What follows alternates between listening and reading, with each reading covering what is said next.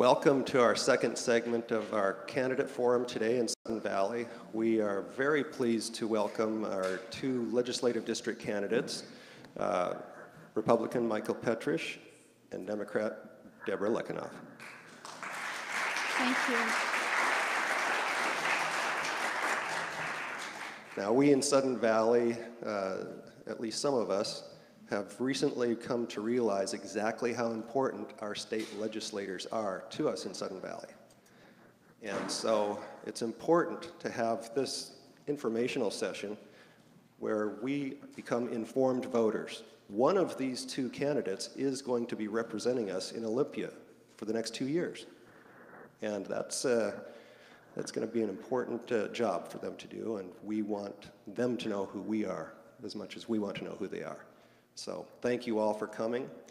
And the way that this is going to work is we'll have 5-minute personal introductory sessions, and then I will be reading questions from these cards, and they will be able to respond in as much time as they feel is necessary.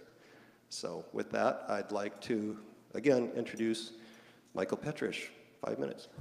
I chose him first to speak because he responded to me first. Well, good afternoon, ladies and gentlemen. My name is Michael Petrish. Born and raised in Anacortes. I have an interesting background in regards to my family and how they ended up here in the United States. I have both a refugee and an immigrant background. My father's family immigrated from Croatia in the late 1800s, early 1900s, and ended up in Bel Air, Ohio. Grew up in Bel Air, Ohio, speaking Croatian in the coal mines. Made their way out here and met my grandmother, who was born in Concrete. Also a Croatian family of immigrants as well, so an interesting part of the world, how they ended up in the same place. Married my grandmother, moved to Anacortes, started a family. My grandfather was a commercial fisherman and was also a part of the Anacortes Police Department and started the police guild in Anacortes. Most of my relatives on my dad's side of the family were all fishermen and law enforcement, and most of them ended up in different parts of Puget Sound. So that gave me an opportunity growing up as a child, being a family that were commercial fishermen and free enterprisers, but also in law enforcement, had a great respect for the law.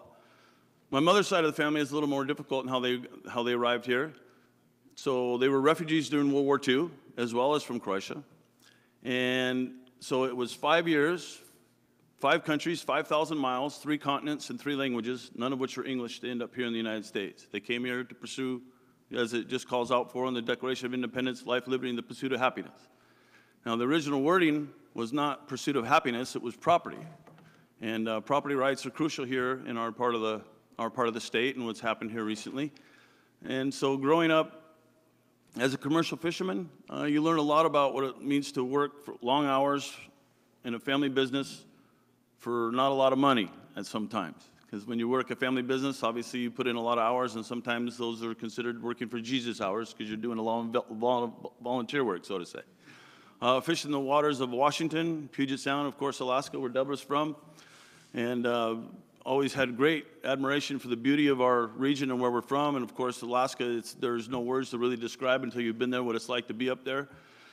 So I grew up speaking Croatian as a child, and grew up and graduated from Anacortes High School and had a chance to study abroad and studied overseas. And at the time it was Yugoslavia. And when I came back, I wanted to be an environmental science degree, or so I thought. And I just kind of really didn't enjoy being in the classroom. I really thrived when I was doing things with my hands and working outside or building things. Came back up to Anacortes because I was living in Seattle at the time. And ended up working of all things, in the aqua trade out here, as working on the fish farms as a commercial diver. And then we had something that took place called the War in the Balkans and the War in the former Yugoslavia, and that went on for several years. And then I got a call in 1995 after the Dayton Peace Accord was signed, and the United States military was going to contribute 25,000 troops to a NATO mission to enforce the new Dayton Peace Accord in the Balkans. So of the 50,000 troops that were going to be there, President Clinton at the time sent 25,000 U.S. personnel, but they were also going to need interpreters to work there. I was what they called a cultural linguist, so a background check and language skills and all that sort of thing. To make a long story short, I ended up spending 4.5 years in Bosnia as an interpreter for NATO and Special Operations Command. I met my wife there doing the same job. She was born in Croatia. She also came to here as a child, grew up in Chicago. So my children are also the children of an immigrant family, would be in my wife's side of the family. I lost my wife to breast cancer 3.5 years ago after 4.5 years of cancer and the treatment that went with it. And the reason I mention that to you is that I'm also a union carpenter, and my health care that I have through my union provided the coverage that we had through the difficult challenges that we had during the cancer treatment. We had the opportunity to purchase a health care that was provided for us, but we had the decision of which was going to be best for us rather than somebody making the decision for us. I fully believe in health care, but I also believe in each of us having the opportunity to choose which is best for ourselves. After working overseas for 4.5 years, when I came back, is when I joined the Carpenters Union, and that was a huge motivator for me because I went through the entire program to become a union carpenter. I was 33 years old at the time as an apprentice, and with the skills you learn as you go through the process, you're becoming not only an apprentice, but you're becoming a teacher along the way, and when you become a journeyman carpenter, you're also teaching those that follow you because those are the individuals that are going to eventually be paying your retirement. So to treat those coming behind you, you have to treat them with respect, you have to help them learn, and help each individual learn at their own pace. That's why I believe in school choice, because not everybody works well in the classroom, not everybody learns well in the classroom. You have to give each family the opportunity which their child is going to learn best. My son has autism. Sometimes my son doesn't do well in the classroom. So we have to understand those challenges for those students that are in special education and provide funding for them. But I'm also a trustee to my local, and I oversee the local's money. So I would have that same diligence in Olympia and how that money's spent. We have to prioritize how we spend our money. We just can't throw money at problems and say that's going to handle it. We have to look how the money's spent, especially when it comes to special education. The unique individuals that come there to be teachers in special education are a unique people. They're a unique group to be able to work with those students. Now, why am I here today? I'm here today because I believe I'm the best candidate in this race to represent each and every one of you. I believe that representation is what matters. Whether it's out in the San Juans, for me it was always transportation, and we should be able to develop a world-class ferry service because that is part of our transportation system that's going to really develop how our money is spent here in the state of Washington because we need to spend it wisely. We need to develop new ferries. We have to have new vessels, and those would be jobs that we could do here in the right here in Puget Sound. We have the technologies available. We also have the manpower and the ladies that work in the industries as well. We should be able to do that here, and that's an opportunity for us to create more jobs locally. Granted, if we want to bid those projects out to other states, I prefer to keep it here. Obviously, being a union member, I want to keep as many jobs in the state as possible. Outside of that, when you look at Anacortes itself, we have tourism, we have heavy industry. I've worked in refineries up and down Puget Sound. We have to protect those industries that provide work for our members, whether it be pipe fitters, whether it be electricians, whether it be iron workers, carpenters like myself. But at the same time, we have to understand that we need to develop alternative sources of energy. But we cannot turn our backs on the industries or cripple the industries that right now that are having enormous economic impact for those of us that live here and work in the 40th. Now, we had a project out here that we wanted to build for the Pacific Northwest Regional Council of Carpenters that would have provided thousands of construction jobs, that would have provided hundreds of millions of dollars to the state of Washington in tax revenue. That job was torpedoed by my opponent. She worked on behalf of the Lummi tribe to petition the Army Corps of Engineers to deny that permit. Now, regardless of how you feel about coal, that project was a deep water port that would have exported products from all over the country, as well as products from here in the state of Washington. Our farmers would have also had the opportunity to ship products out of there. And it would have been a huge economic impact locally for the full-time employment once it was built. I'm here to represent you, and I believe that the issues that you were just talking about earlier have to do with representation.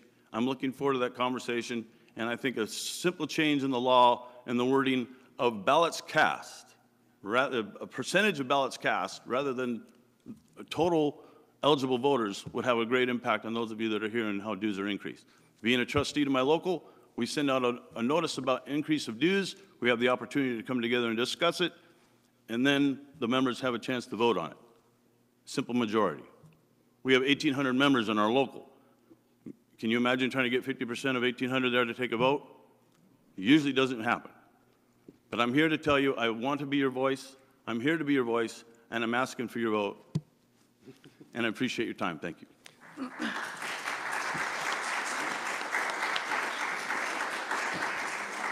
Thank you, Mr. Petrish. And next, Debra Lekanoff. Hi, good afternoon. My name is Debra Lekanoff. I get the honor of announcing I'm running for Washington State House of Representatives for the 40th LD. I've had an incredible journey in the past 20 years in governmental service, providing experience, boots on the ground, working with tribal, local, state, congressional representatives on how do we make this great Washington State, this region, and this nation, which is great, be even better. My experience has ranged from working on affordable health care. I'm probably the only person in here who has ever experienced health care managed by the federal government, as I am Alaska Native. I worked on affordable housing, developing infrastructures within communities that really balance out your single families, your multi-generational families, and your senior citizen families. You know, last week, I'll go to last week, but let me finish some more of my experience that I wanted to share with you. You want to talk about the incredible concepts that are neither an R or a D or an I. Mr. Petrish and I stand along some very common, basic needs to be a community and to be a citizen of this great nation. We both agree that we need to elevate our vocational training experience for our young people and make sure every community member has a job within their community that they're proud of. I'm proud to be a carpenter. I'm proud to be a fisherman. I'm proud to be a homemaker, an entrepreneur, an electrician, a plumber. We also need to continue to invest in our 4-year programs and make that affordable. So a young man and a young lady can say, I'm proud to be a doctor, an engineer, an attorney. I'm proud to work on stormwater runoff.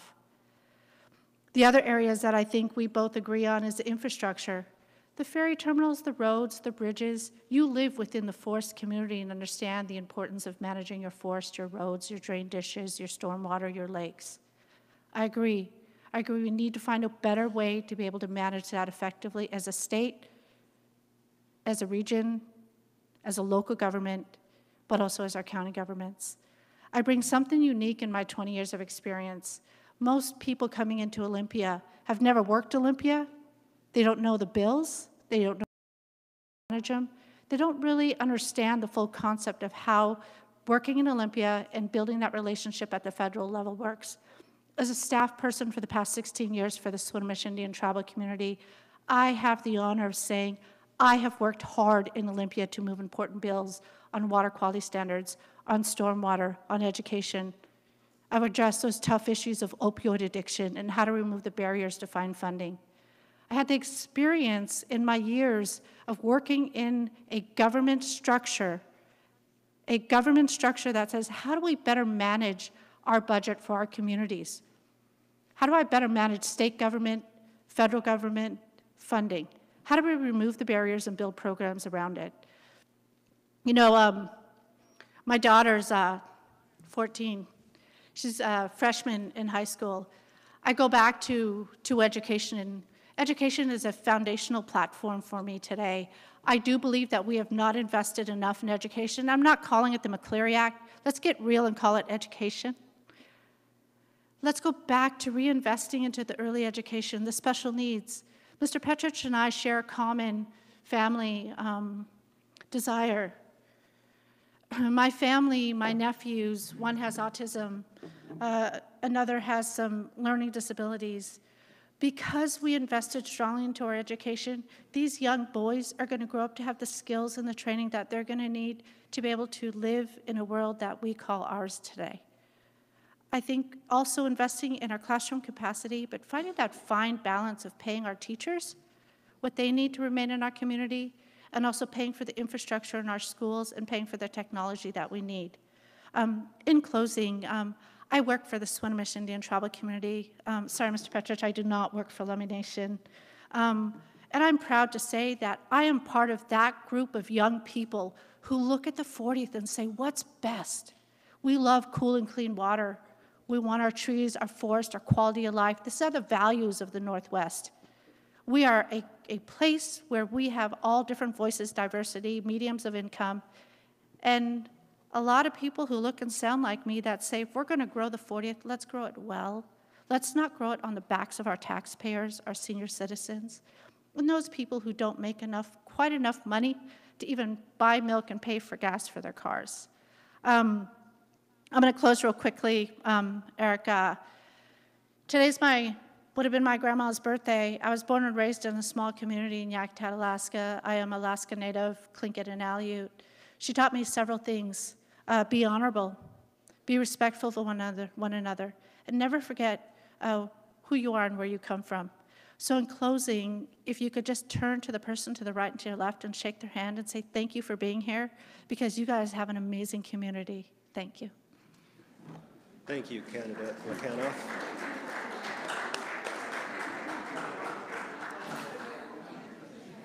Okay, for this next segment, I'm going to bring out the flashy blinky light here that can be used as a guideline so that you know exactly more how much time you're taking.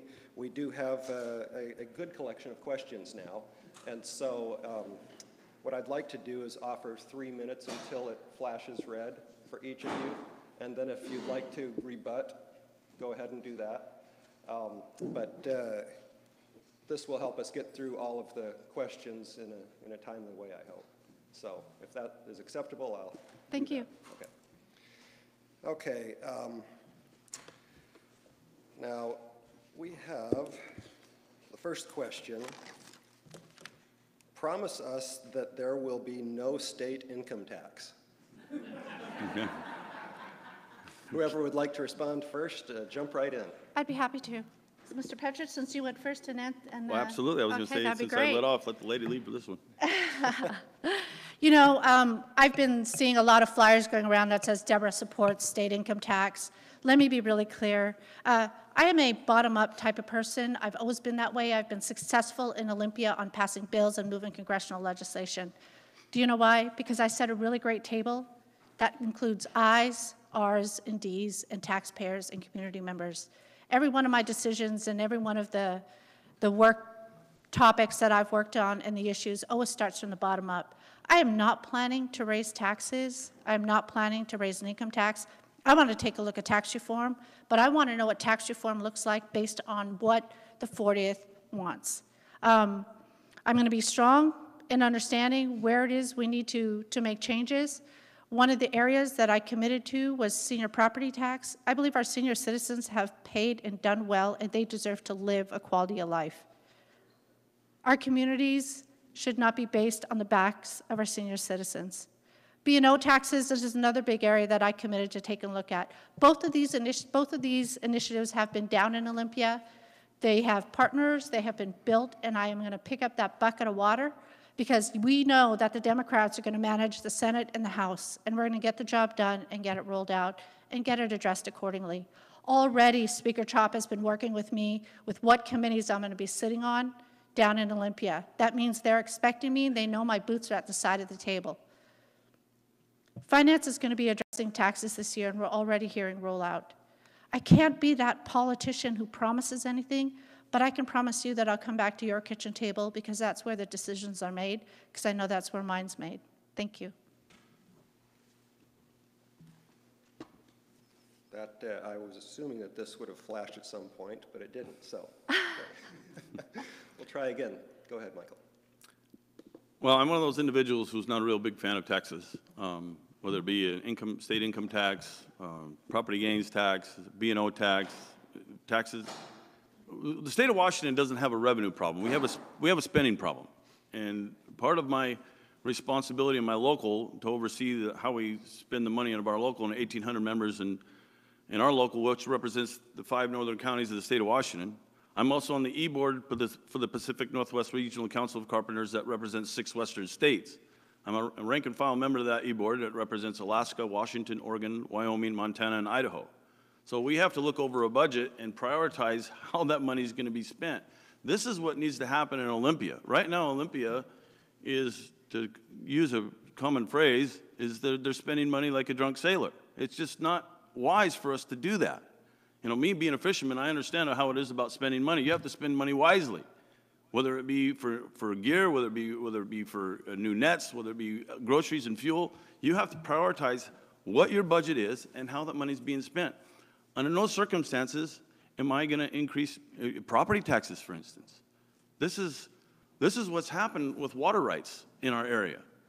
People have lost enormous amounts of the property values by not being able to use their own property. And what has happened in the areas where they're losing revenue is they're increasing what? Property taxes. So for people that are on a fixed income, especially the elderly, for instance, that's going to be an undue burden which they can't afford. And same up here in Sudden Valley. We can't have increase in dues without the proper input of the people that live here, but at the same time, those decisions have to be made, but they have to be made in a fair manner. I'm fully opposed to any increases in taxes in the state of Washington. Thank you. Next question for both of you.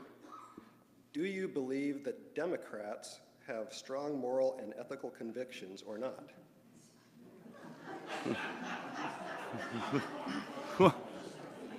Well, I guess I'll lead off. Well, that's,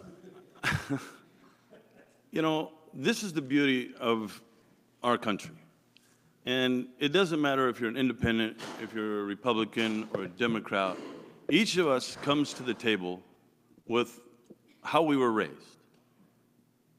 Those experiences that we were raised with from our parents, our grandparents, our aunts and uncles, the cousins, the communities that we grew up with, the villages that we grew up in, those communities that we live in. Those are the ones that impact, and that's what determines our moral and ethical background. Those are the things that we're exposed to, whether it be in your synagogue, whether it be in your church, whether it be in the tribal center. It doesn't matter where those vital and crucial teachings come from. It's that when we come to the table, when we come to where we are right now, is that we have respect for the other individual, that we respect the other person's point of view and opinion, whether we agree or not. This is what this country is based on. And right now, people have asked me, well, what are you going to do in Olympia? How are you going to bring people to the table? I worked in Bosnia for 4.5 years. The people I sat down in rooms that were months and weeks before were combatants on the battlefield. You want to talk about a little animosity at a table. I had one time where the guy sitting next to me was in the other guy's house because they were forced to leave as refugees and ended up being combatants. So I have the ability, I've lived it firsthand, what it's like to sit down at a table and understanding the other person might not agree with me very much. Even they might have a different whole other idea of moral background. But we have to come together at a table and find a solution that works best for all of us, regardless of your background. Can you ask the question one more time? Here it is. Do you believe that Democrats have strong moral and ethical convictions or not? I just want to be really clear when that question came out. You know, we live in a place and a time right now where we're facing detrimental impacts of hatred, racism, pointing the finger, communities split, families split. This isn't who we are as America. This isn't who we are in Washington State, and this certainly isn't who we are in the 40th. You know, I ended earlier where my grandmother said, remember who you are and remember where you come from. I'm going to be quite clear. I am really honored whether or not you're a Democrat, independent, a liberal, or Republican, that you have the opportunity, no matter where you come from, to say, you know what, I'm going to run for Washington State House Representative for the 40th. And as a woman of color, bringing diversity, I can't wait until I hear another woman or a young man say, I'm going to run for the governor of Washington State. I'm going to run for the Senate in the 42nd. I'm going to run for President of the United States. We are built on a citizen's democracy. We should be proud to be who we are and where we come from. I think we all have morals. We all have those insights and values that raise us as a good person to sit here today, but you need to be courageous. And when I decided to work at Swinomish and be able to develop my governmental affairs, I wanted to do it for one reason. I wanted to make the quality in life that I live impactful for my daughter. I'm a generation maker. I'm a mother. My hands are both full, both of them. One has the ancestors in front of me. The other hand has my children behind me. I'm committed to making those decisions with everybody around the table. I've done it before. I've been successful. I'm committed to do it again in the 40th. And I hope whoever raised that question just goes and go and find a person next to you and say, I strongly believe in having the opportunity to be part of an America. Thank you both. The next question has to do with the state initiative. And this one is coming from me. And I'm going to ask it in an unbiased way so that each of you can respond to explain exactly what the initiative is and how you would address it. Initiative 1631. Carmen. I was really, I worked through three presidents. I worked under Bush II as assigned to various different task force. EPA and Department of Interior were one of them. I worked during Bush II when we could still call it global warming, and you couldn't quite call it climate change. We worked on different bills trying to look at saying, look, if this president is not going to acknowledge climate change, let's talk about the reality of the fact that there are changes happening within this world, and how do we get ready for it? When we came underneath the wonderful Obama administration, and I'll say that, I will say that out loud and be very honored to say that. He took climate change to a whole nother level. Working underneath the current administration, we're back to, well, what is it really? I think at the end of the day, we can say it doesn't matter what you call it. It is an opportunity for us to develop initiatives such as 1631 that have the tools in place to address climate change. It don't matter if you call it climate change, global warming, our infrastructures are dealing with it every day. If you can pull from any one of those three administrations and say, what is it I can do better? How do I do it? How to get the funding? How does it impact taxpayers? How does it impact me? And how is it going to impact future generations to come? Then we will have accomplished good, sound management on addressing what is it we can better do. The 1631, I worked on it when it was an initiative and it failed, a bill, an initiative again, and now that it's a bill. My only goal that I really feel strongly about, you can pass a bill. It'll be a piece of paper and a law, but it's all in the infrastructure of the implementation tools of taking that bill and making it live. And it's also in the budget management and the accountability. I'm a person who very strongly determines and says, if you're going to pass a bill, have a plan. Have a plan and know how it impacts everybody, and know how we're going to budget it, and also know how we can hold it accountable. So for 1631, that was my experience on it. Thank you. And you, sir? I'm opposed to 1631. The initiative of the carbon tax, reduction of carbon in the atmosphere and polluters, well, we have to look at how it's going to impact us on an individual level. 8 of the 12 largest polluters in the state will be exempt from it. Basically, it's going to be a tax on all of us that commute to and from work. It's going to be a huge, huge jobs killer for those of us that work in the construction industry. Every major construction craft, whether it be the pipe fitters, whether it be the carpenters, whether it be the iron workers, whether it be electricians, all of those unions have voted against it. Reason being, the operating engineers, of course, because they run heavy equipment, they're going to be heavily taxed on those companies that rely on fuel to operate. There's better ways that we can do this, and mandating a tax for all of us to pay is just not the way to do it. We need to develop alternative sources of energy, which we absolutely have to do. We cannot impose restrictions on the industries right now that are vibrant, that supply hundreds of millions of dollars in terms of economic impact in the regions that they're in. I believe we should be developing thorium and nuclear power because in the long term, that's going to be the cleanest form of fuel. But we should also be developing what we have very abundantly available to us here on the western side of the state is geothermal. We live in the Pacific Rim, also known as the Rim of Fire, volcanic activity. We should be it's on the east side of the state, we should develop it here. The steam turbine generators are incredible sources of power that we should be developing. This is a jobs killer, 1631, and what it would impose, and an unelected board of bureaucrats are going to decide which entities in the state are the biggest violators, and then then they will assess a fee on those violators with no end in sight. This is another level of regulation from the state that we do not need, that's going to impact us at the local level in a very negative fashion. So my union, I was there not 2 months ago when we had this discussion at our political committee. We all voted, it was 13-0 at the political committee meeting, and when it went to the floor, it was unanimous. There wasn't a person and there wasn't a delegate in the body that voted for it, because they all know what it is. It's a jobs killer. Thank you.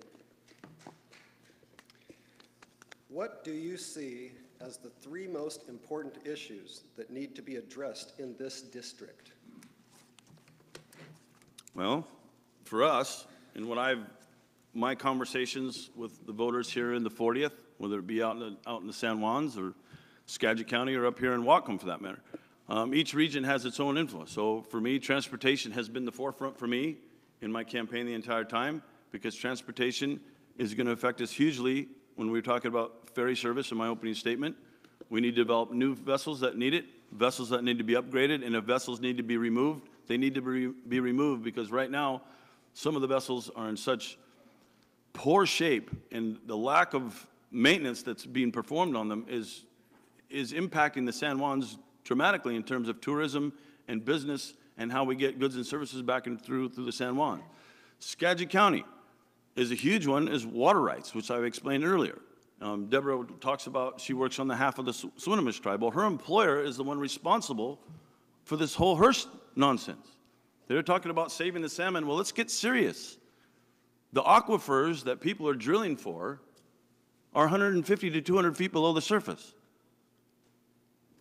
The Skagit River is affected by glacial melt and rainwater, none of which what we have a shortage of here in Western Washington.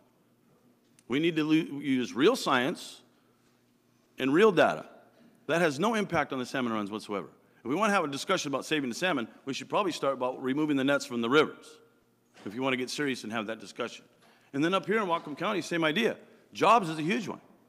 Debra said in her opening statement that she worked on behalf of the Swinomish tribe and not for the Lummi. That is true. I never disputed that she worked for the Swinomish tribe. But at the time, she was also working on behalf of the Lummi tribe, because in an open forum that we had in Friday Harbor, she was very proud that she helped defeat that project. Said it in front of God and everybody. So I've never disputed that she works for the Swinomish. I was saying at that time she worked on behalf of the Lummi tribe. Now, if you want to work on behalf of the Lummi tribe, that's in the 10th legislative district, excuse me, the Swinomish, that's in the 10th legislative district, and turn around and say you're going to represent the people of the 40th, I have a problem with that. I'm happy to take on the 3. One thing I've done in my 20 years of governmental experience and having my boots on the ground, when we went door knocking, we door knocked 12,000 doors, Patrick, did about 2,000 live calls. The issues we heard at the doors was education. They believed that education was the very foundation of our communities. If we don't invest in education, we're not going to be able to have the foundation to be able to carry on in our communities and live the lifestyles and carry on the values that we have today. Whether we invest in early education, higher ed, the vocational training, but also making sure that when those children come home, the holistic approach of taking care of them comes full force. We need affordable housing, affordable health care, and jobs that have wages that help them sustain the quality of life that they want to have to live here. The other discussion we heard at the doors was tax reform. We really heard at the doors that there needs to be an aggressive tax reform within our communities and within our state. How do we better address it? How do we address it together? And how do we address it based on the values that build the 40th? Those were two areas that we heard. Infrastructure was important. When we look at the infrastructure of our communities, you know, I drove down through here, and when I came out to visit with Sudden Valley, I took a look at the infrastructure, the roads, the lake, the ditches along the side, the parking. This infrastructure that's happening here within your community is the same infrastructure that I need to deal with the 40th. We've got ferries, bridges, roads, hospitals, WWU, community college. We have so many vast different infrastructures that we need to maintain. If we don't maintain those, we're only going to end up paying more taxes down the road. And it's not only going to be on the backs of you, but it's going to be on the backs of my Emma. So those are the three areas that I focused on when I go down to Olympia. The other two committees that we'll be sitting on is the Ag and Water, because I cut my teeth on water. I do know water with everybody at the table, not just one angle, which we should be lucky and blessed to have, someone who has all the experience. But then two other committees I can mention later because my light's blinking. Thank you. And again, this is just a guideline for you, so don't feel locked into this time is for you guys. Thanks. Next question. Would you support a new Life Flight paramedic helicopter to share in Skagit and Whatcom counties? I'm going to guess we agree. I absolutely think it's one of the most important aspects is to be able to help support our Medicaid and our Medicare care program. It's obviously going to be in the cost. Who's going to pay for it? Who's going to operate it? Who's going to manage it? But then at the end of the day, aren't we about supporting and helping one another and making sure we have the very best medical quality and medical services possible? Mr. Petrish? Yeah, absolutely support that sort of first responders. The training that we need for that and how we're going to support that whole operation, we need to look at the budget and how it's going to be spent, but absolutely I would support such a thing. For those that are living in the rural areas, that for emergencies, they need to have that. They need to have such critical care lifts, whether it be to Harborview in Seattle, out on the San Juans, same idea. I mean, there's crucial emergencies that cannot be handled in some of our local hospitals that require, like the Seattle burn unit. When they had the unfortunate and catastrophic explosion in Anacortes at the Endeavor refinery a few years back, I mean, one of my classmates, the kid I grew up with, went to school with, I mean, he was one of those unfortunate souls that survived the blast and spent the better part of 17 days in the burn center down in Harborview. Those are critical life flights that have to be available, and we need to be able to develop that and to know how much money needs to be spent, just like we need to prioritize everything else. But this is definitely a critical emergency first responder vehicle that we need, absolutely. Eric, can I add one more thing? Absolutely. You know, I'm endorsed by the firefighters, 106. Other firefighters have come through, and the EMT people. I think they would agree too. Those unions absolutely support that. The steelworkers, Washington State Labor Union, electrical unions, all the unions that are dealing with these hands-on dangerous areas, I think we would agree with the carpenter union that it's an important area of taking care of those people who live in those dangerous jobs. And again, it goes back to the funding, the operations, and the management, but I believe the unions that all support me would raise their hands to that and say thank you for raising the question today. Do you want to add something? Yeah, as far as, you know, I spent a lot of time working in refineries. I did a lot of my apprenticeship up here in Whatcom County at both BP and ConocoPhillips, and working down at Shell and Endeavor. You know, the people that you work with, alongside of them, you have those that are full-time employees that are employed by the refineries, but then you have those of us like myself that are contractors that are hired to do work inside the refineries, the expansion of those projects and so on. All of us that work there know very well that we work in a very, very dangerous place. It's inherently dangerous to work in a refinery. They boil oil 24/7. And it's not a matter of if something is going to go wrong, it's a matter of when. And everybody that works there knows the procedures in case of an emergency, where we go, when the alarms go off, what to do. You never want to travel in You never want to travel in an ambulance that the lights are not flashing. So that's something that we all take very seriously, all of us that work out there, all the trades, union and non-union alike. And when you talk about critical systems and critical care to get people to in an emergency to have the response time, whether you be somebody who's inside the fence or those that are coming and the volunteer firefighter force that you have inside the wire. And Deborah mentions the first responders in the unit. This is a core group of people that work very hard every day to keep us all safe and to provide critical care at critical times. And we need to support those and guarantee that that funding is always available there for them. Thank you, Eric. Thank you both. The next question is to Deborah. Your employer, Swinomish Tribe, continues to ask for restrictions on private wells who use less than 1% of our water. Do you agree with these restrictions? You know, you're asking me to answer a question for my employer, and I'm actually going to not do that. I will put my hat on as a state elected official of 137,000 constituents and say this.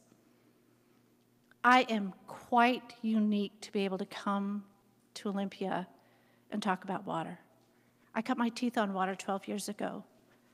I'm one of the few people who get to say, I understand the science, the law, the regulatory, and I also understand the homeowners and their situation with politics, the science, and the history behind it. You got two choices. You got someone who years in understanding everybody, or you got someone new who's coming into it. As your elected state official and a policy person, I'm really, really excited to be able to bring this experience and come down to Olympia.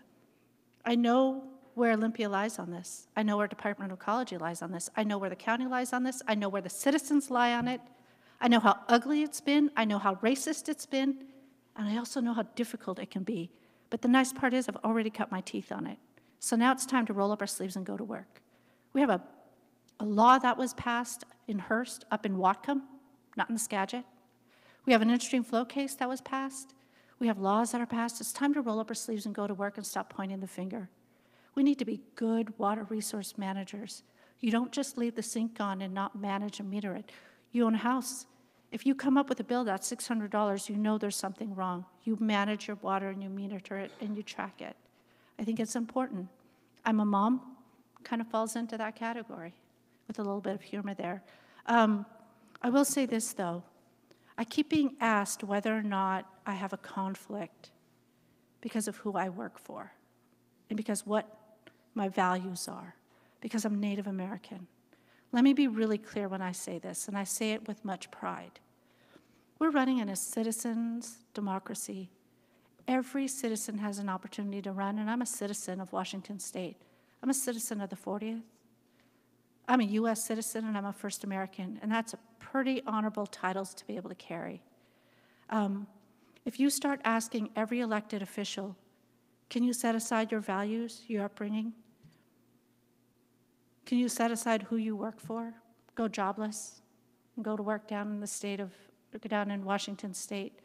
I don't think that's very fair, and I don't think that's a fair question to me, because I've never raised that in any of my forums, but I'm honored to be able to say it out here in the woods amongst the cedars, where they'll take my message and carry it well. And I'm really thankful that you guys took the time to listen to me to answer that today, because you guys are the first to hear me answer it verbally and be very strong about how I feel. So thank you, guys. Well, I'd like to respond Deborah, because and she I was directly just going to ask pointed me if, out. you would like to respond. Just coming into this conversation is nonsense. Since I was born and raised in Anacortes and been around the Skagit River in my entire life, been a commercial fisherman and know the impact of the rivers and the ecosystems that we live in and live around. This, once again, comes down to basic science. It comes down to basic data and water. The water in the river and the Skagit River is, once again, I'm going to say it again so we all understand. The Skagit River is not affected by the aquifers where these wells are being drilled. The Skagit River is affected by rain and glacial melt, which is the deepest point of the Skagit River is 20 feet. You cannot deny the laws of physics that the water is going to run up from the aquifers up into the river. Not going to happen. 150 feet to 200 feet below the surface is where these wells are being drilled. And once again, Ms. Lekanoff's employer was the one who filed the lawsuit that created this mess for the entire state. Now, she was very eloquent about what she said. Nobody's questioning her loyalty. Nobody's questioning her citizenship. Never have I said such a thing. My real question is that when she just said she's going to put her hat on as a legislator. I wear one hat. I wear the hat of those of us that live and pay taxes in the 40th. It's my responsibility as a legislator to represent all of us that live and pay taxes. No disrespect to Debra whatsoever. This is about the reality of what we're dealing with and what's happened. And her employer is the one at fault. And she was working for that employer. It's simple. You know, a commercial fisherman and a union carpenter. My saturation point for stupidity is really low. I like to keep things simple because when things are simple, you see things in much more clarity. This is not a very difficult situation that we're dealing with when we look at the reality of it. We need to return to the original law in 1945 that says exempt wells, anything under 5,000 gallons. Everybody would have plenty of water, and it still would not have any effect on the salmon runs. Thank you. Thank you both. Next question. How do you feel about cities that are sanctuary cities? Who'd like to go first? If I may, I'll lead.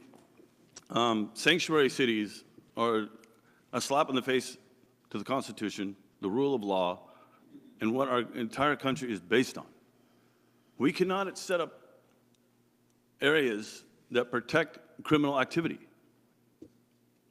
The original meaning of a sanctuary city was for those that were fleeing political prosecution and came to the churches.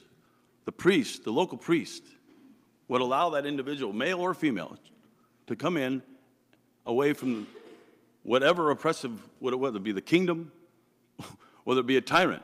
The church was the place of sanctuary. We now have these ideas of sanctuary cities that are just areas of lawlessness. They're protecting people that are smuggling drugs in our country. Human trafficking. You know, my union, the Pacific Northwest Regional Council of Carpenters, is working very hard to expose human trafficking and the lawlessness that comes with it because it's destroying our industry. People that are working as slaves, basically, and unscrupulous contractors, and exposing those individuals as well. But we cannot continue to encourage the behavior of bringing people here illegally and then protect them and said, oh, they can stay. Sorry. We have rules.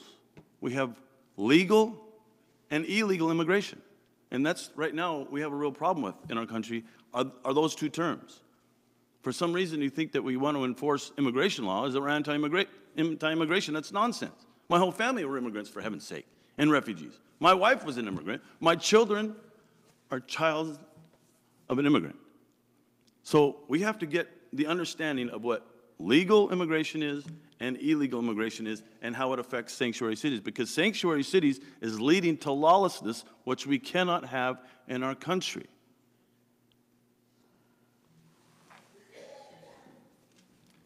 Thank you. And Debra? I think we need to be able to take a hard look at sanctuary cities and identify, you know, how it impacts your communities, how it impacts our state, and how it impacts the United States of America.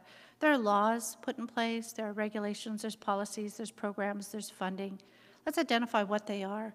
We're adapting and changing consistently throughout this great nation. I'd like to learn a little bit more about this topic and this issue, Eric. I don't know it inside and out. I'll be the first to say, if I don't know the inside and out and the laws and the policies, then I'm not going to give up just an answer just to give an answer. So I'm happy to say, let me learn a little bit more. I'm happy to email that back to your communication department and share that. Thank you both. The next question is going to be from me. We only have 4 left, and so we should be moving right along. My next question, again, is about the state initiative. And the next one that I think some of us could use help voting on is Initiative 1634. Either of you like to take a crack at, I believe that has something to do with background. Well, 1634, the grocery tax, I don't believe that local grocery stores increase. I'm against more taxes. I mean, this is just another tax, oh my goodness. I'm opposed imposing more taxes on local businesses. I mean, this is just absurd. I got to take a deep breath, because when I hear about more taxes, and then taxing food, like we don't pay enough already. So those of us that we got to make our payments for our homes, for our cars, whether it be our condominium, for our apartments. And now, the fees that we have to pay, our dues we have to pay for the communities such as yourself. Property taxes. And now we're going to impose more taxes on local business. Well, what is the local business going to do if they get increased taxes? They're going to turn around and then increase the cost of their products to the consumer. And that's where it ends up hitting us, is once again hits us in the pocketbook. So it's just another level of regulation. It's just another level of the state taking more away from those of us that are already paying taxes that are high enough in this state. I'm thoroughly opposed to it. I'll calmly say that in 1634, I think it needs to be reviewed. I don't believe we need another food tax placed on our taxpayers, and I'll leave it at that. Thank you. Next question from the community is, what are you going to do to ensure the health of our forests, given the increase in local forest fires? And the increase of what? Given the increases in local forest fires. I'll be happy to take that on real quick. You know, I worked with, DNR is proposing another $50 million to be able to manage their forest fire practices. We all set in the smoke on the west side, which the east side is always set in every year. Working with DNR Commissioner Hillary France in the past year, it's been extraordinary watching this young woman take accountability, fiscal management into her hands, and to be able to take a better look of how we manage our forest fire practices. The increase of the funding to be able to address forest fires, I think, is important. Forest management practices is important. I believe the MOU that she signed with British Columbia on a transboundary forest practice plan is going to be very important for us all. I work on transboundary environmental issues all the time. I understand the value of that. Being able to work with her in that area is going to be important. As your state official looking at forest management practices, you live in the heart of the trees out here. You understand good, sound forest management practices.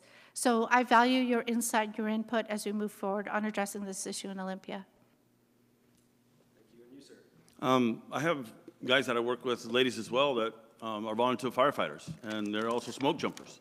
And a lot of them, the conversations that we have, how do these fires get out of control so quickly? And it also has to do with a lot of mismanagement of a natural resource. We have millions of board feet of down lumber, down trees that are already down that could be harvested.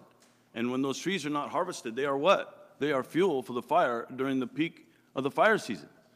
It is absolutely ridiculous that we cannot remove down lumber that will greatly reduce the risk of forest fires, but also will greatly reduce the amount of fuel that forest fires have. Because what happens? Fires burn uphill. The heat rages uphill, and as it proceeds to go up a hill, it only gets hotter and dries things out as it moves along from the heat rising. I mean, this is all basic stuff. We all know that. But when you have millions of board feet of lumber that is laying on the ground, that's down trees, that could be removed, that will greatly reduce that risk to right now where we are. Ms. Lekanoff said it spot on. We live where we are right now. In the heat of the summer, this is obviously high levels of extreme fire danger. Fidalgo Island and high points of the summer. Fire danger, you see the signs, no outdoor fires. Well, when you walk out in Anacortes public forest lands, You look down, you see those trees, but they're, okay, it's a public park, you can't harvest it. But there's millions of square miles of acreage, thousands, tens of thousands, hundreds of thousands of square acres out here that have that opportunity that we could reduce it dramatically. And I would definitely have those conversations in Olympia where we could readdress the current mismanagement of natural resources that we have right now. Can I add to that? I actually have some good news. I have some good news to share. So this triggered a thought, so thank you. Senator Cantwell was just here talking about a climate change bill where they're going to start managing their forests better at the federal level too. Being able to take a look at these blowdowns and being able to use the blowdown in the wood to be able to incorporate it into rebuilding some of our infrastructure and our buildings and putting our timber back to work. She also talked about sound forest management practices. You know, Senator Cantwell's been there for a very long time. She is a woman of integrity and a woman who's carried our backs in Washington. Her thoughtfulness and her idea of saying, how do we address climate change? How do we address better forest management practices? And how do we put people to work and put our timber back to work? All came full force as she started speaking with us. In closing, Hillary France is thinking of doing the same thing at our state land. So as we start evolving together, whether it's you or me, Mr. Petrish, we should continue to support that good effort because forest management practices isn't a D or an R issue. It's just sound infrastructure management practices. In closing, last year, Congresswoman Del Bene and the Department of Ag came together and met at WWU's Ag down on 536 Memorial Highway, Mount Vernon, and they talked about forest management practices on how we need to move our money and put it back into the Department of Ag to be able to move some of those monies a little bit better. Not Department of Ag, I'm sorry, USDA. Because right now that money for forest fires at the federal level is coming out of Homeland Security, which, as we can all understand, probably isn't the right place. So good questions like this and good answers from Mr. Petrish and I just help elevate and support those who are in elected office to do the right thing, but helps us as we come into office also do the right thing. So hopefully we'll take both of those ideas forward regardless who wins. Michael, do you have anything to add? Yeah, I just to dovetail on what she was saying is that these are the ideas that we're bringing to the table. Both of us are outside the political realm, and we are able to look at issues with a different set of eyes. You know, myself being a carpenter, I've been a foreman, a general foreman, assistant superintendent, where I've overseen hundreds of workers on one project, dozens on others, and so on. But we come together, look at an issue, and who comes up with the best idea. It doesn't matter who gets credit for it. It's the best idea for all of us that's going to make the job run better or get that project done sooner. Same idea with mismanagement of forests. Right now, we have a circus because nobody's talking to each other. And this is encouraging, which Ms. Lekanoff is talking about, because being able to look at a problem and look at what's best, the best solution for all of us, especially when it comes to our own self-preservation. Those are the decisions that matter the most. Thank you both. We have 2 questions left. The next one from me is State Initiative 1639. Anyone like to take a stab at that? 1639.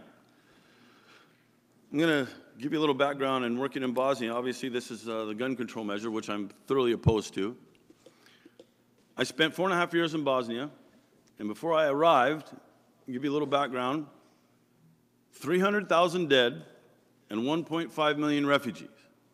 This is what happens when you have an unarmed populace versus their own government and neighbors that don't like you very much. The UN imposed an arms embargo on the former Yugoslavia where the people could not defend themselves against the war that was already taking place. Now, there was gun runners that came from around the world to smuggle firearms into the country. People will figure out a way to defend themselves. I had conversations with people that made guns out of clocks, zip guns to defend themselves. Now, I'm going to tell you a little story. It's going to be kind of graphic, but I want you to understand what we're dealing with here. Because if it happened there, where they said they had a multicultural inhabitants of a country, they all live together in peace and harmony, how could that happen? Well, I'm about to tell you. Anybody heard of a gun-free zone? Anybody? Well, in Bosnia, they're called safe havens. One safe haven in particular was Srebrenica, where 8,000 young Muslim boys and men were herded up in trucks, taken to warehouses, and they were all lined up and gunned down. I happened to talk to one individual who survived that shooting. He was wounded, landed in other bodies of his fellow Srebrenica, people from Srebrenica, several of them landed on top of it. And there he bled with the blood of his neighbors trickling down on top of him. Heard him, the people that had shot him got back in the vehicles and left. About 15 minutes, maybe half an hour later, hear the vehicles come back. Then they hear people coming in, we're here from the Red Cross, we're here to help. Who's injured? And that's when the moaning and the groaning began. And people calling out, I'm wounded, I need help. Well, then they shot him again. So there he laid for hours, waiting until nightfall, then crawled out, and then walked through 27 miles of minefields to Tuzla and lived to tell the story. Those same men and women, those same men that were murdered, well, on the other side of that were their sisters and their grandmothers and their mothers and their aunts that were forced to leave their homes. Well, some of them were dragged out of their own home and raped. Unspeakable acts of cruelty, and I guarantee you they would have had a second opinion had those women had firearms in the house. So I'm opposed to any measure that's going to restrict the rights of the individual to defend themselves in their own home. Because I've seen it up close and personal, and you never forget the smell of a mass grave. Don't think it can't happen here.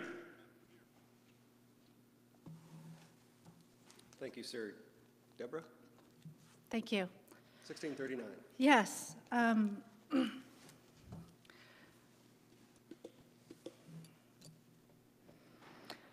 going to pause for just a minute. That's okay, sir. That's okay. I took a breath. A little emotional sometimes, I took a but breath that was too. That's horrific to hear and be a part of, to see it firsthand. I'm sorry.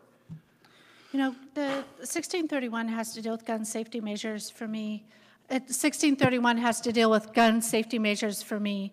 You know, I strongly believe that it is time for us to really take a look at how do we provide gun safety measures. Education is huge and important in understanding what guns and weapons are used for, how they're used, how to take care of them, how to manage them. It's something I was raised with, my dad was raised with, my daughter's raised with, and her dad. Guns and weaponry were used for hunting and fishing.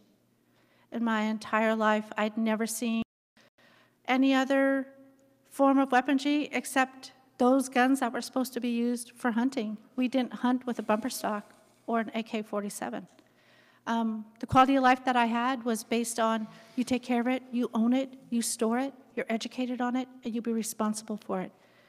That's not the case today in many different families, in many different situations, and I recognize that. You know, I'm hearing from these young kids as I grew up, because remember, I grew up in a small rural area. In LaConner, these little kids are talking about how they're going to hide behind a chair underneath a desk because he or she's going to come in and get them. And then asking questions that say, they tell us that we hide here if they try to get in the door. If they get in the door, do we jump out the window? Or do we stay and hide? What do we do, Dad? I don't want the dads to have to look at their daughters and say that, and then look at their granddaughters and say the same thing of, I don't know what to do. We know that it is a huge crisis and a critical situation in our communities to be able to do sound and safe gun practices, gun management, and gun education. I believe that 1631 has an opportunity to give that to us. So thank you. Thank you both for those answers. The last question that I have here from the community: if there is a blue wave in the next election and President Trump is impeached or an attempted impeachment, how do you plan on welcoming Washington Trump supporters back into the fold? I'm happy to answer that first, if you don't mind. Go ahead.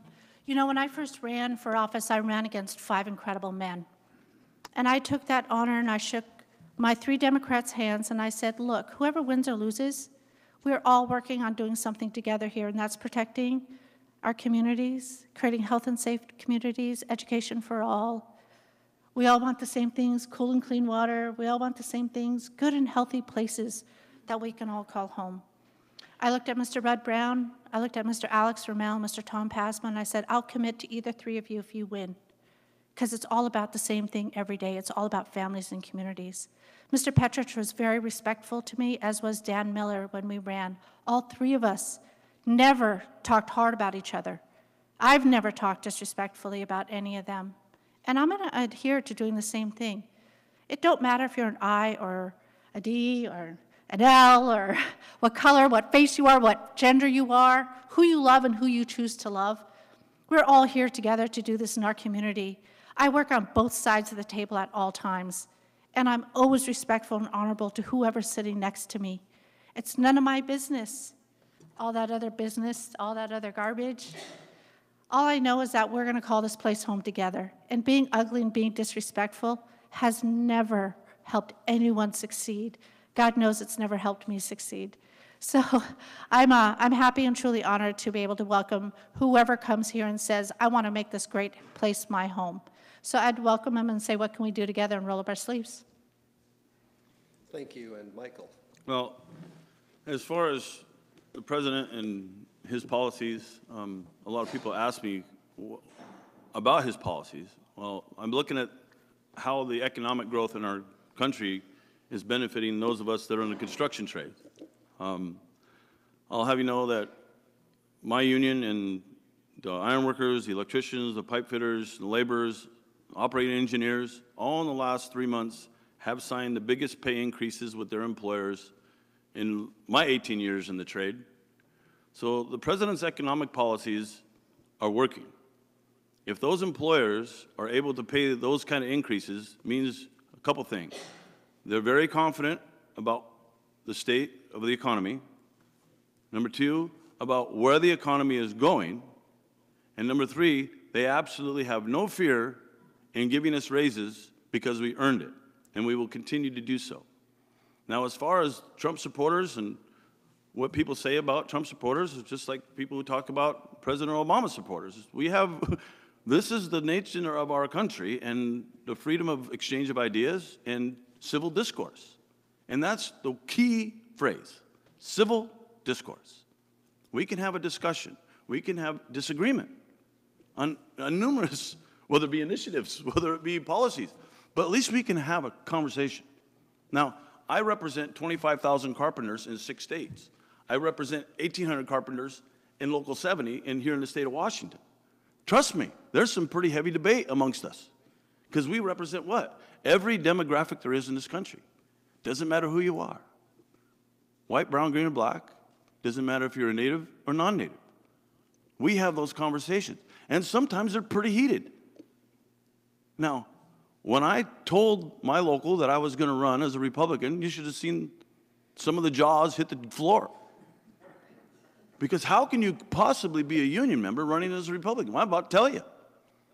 Right now, in this country, the construction trades have more in common with the Republican Party than the Democratic Party. And how is that possible? Because the construction trades are about what? They're about performance and production and safety. We have to be able to do those three things. And you have to do it well. Production and efficiency are interchangeable, but also throw in their quality, pride in the work and what we do. If our contractors are not getting the best bang for their buck, then why are they going to hire us? President Trump at the time, he brought every head of every major construction trade into the Oval Office because he wanted to have what conversation? Infrastructure. Ms. Lekanoff brought it up earlier about infrastructure. Well, if you're going to build infrastructure, then you need what? The people who know what they're doing. And who is that? Carpenters, ironworkers, electricians, operating engineers, the people that built this country. Unions built this country. I'm a proud dues-paying union member.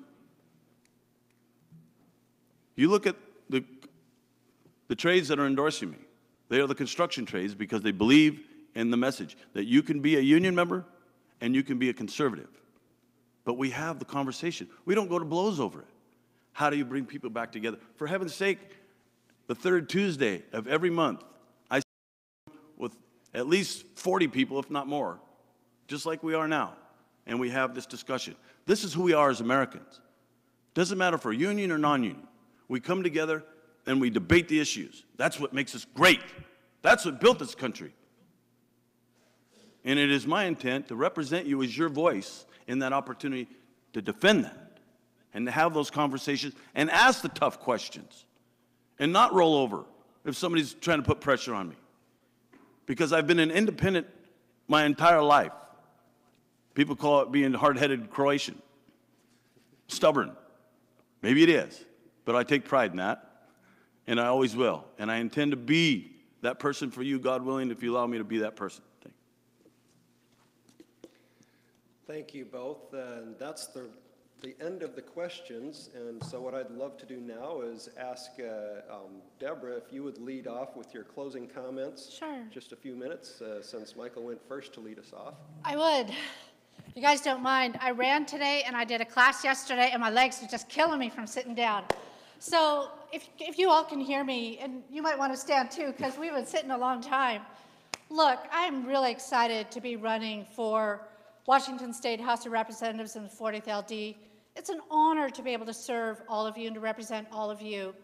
You know, if you just close your eyes for just a minute in your closing, just close your eyes for a minute. We've done this before. Mike, you can do this too because it includes all of us. Close your eyes and just repeat after me. You have to close your eyes. I see you both. You're peeking. I know she's pretty, but you got to close your eyes. Close your eyes and say, you know what? I want a healthy and safe community. I want a healthy and safe community. I want affordable health care. I want to address those tragic crises such as opioids. Ditto, ditto. You know, I'm going to close with just lastly, you know, I want an education for our children. I want an education for our children. You got to say it, folks, or else you're not going to win it. The reason why I did that is if you took out the gender of my voice and you said that out loud and you look at the person next to you, it didn't matter what color they were, it didn't matter who they were, it didn't matter if they're an R, a D, or an I. We're all a community. We're all here as the 40th. We're all the great state of Washington, and we're all this great America, which has always been great. I'm running because I get to do something quite unique, and that's bring diversity to the table, to bring a woman's voice to the table. Diversity is true, and it's great, and it's amazing, and it brings all the different experiences there. You know, I'm going to work my hardest in the 40th, as I have continued to do for the last 16 years, working for the Swinomish Indian tribal community, which I'm quite proud to say. I'm going to work really hard for each one of you. People may think it's a conflict. It isn't. It's a welcoming. It's a welcoming that you have someone who brings tribes, local, state, congressional, and international bodies together. Because we all want those same things. So, again, we're all working together. I'm here to represent all of you. I think we have some common platforms with Mr. Petrish that we're looking at. It's just a matter of don't forget your ballot and don't forget to vote. Thank you.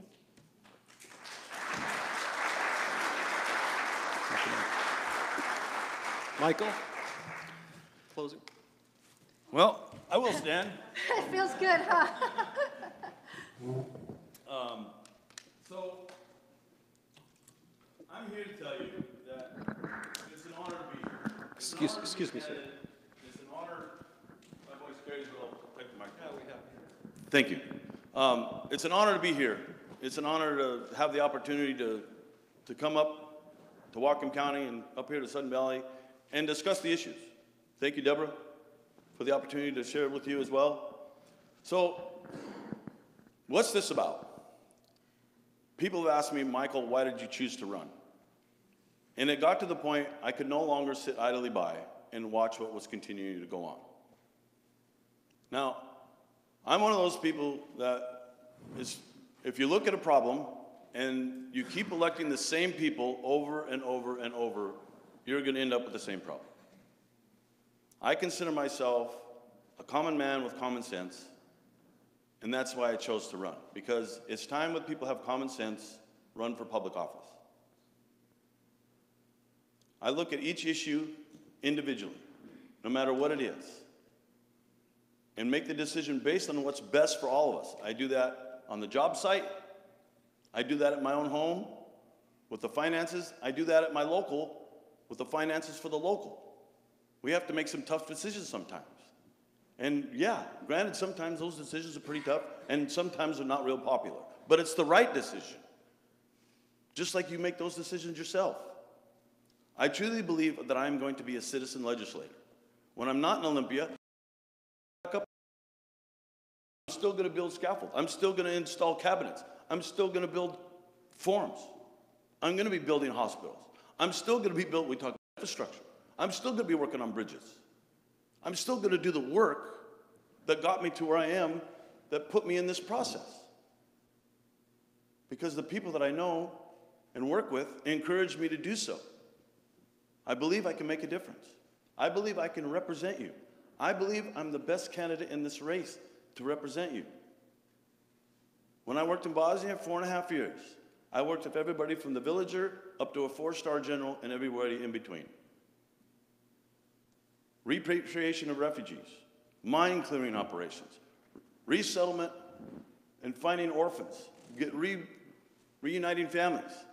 We talk about human smuggling, human trafficking. These are all things that I was a part of. I've lived it. I've done it. I've been there. I'm not bragging. I'm just giving you my experience so you understand where I'm coming from. I'm not up here to pat myself on the back. I'm up here to show you that I have what it takes to represent you in sometimes difficult situations to be in. My name is Michael Petrish. I'm running for the 40th Legislative District for the state of Washington. I thank you for your time, and remember me when it comes time to vote on November 6th.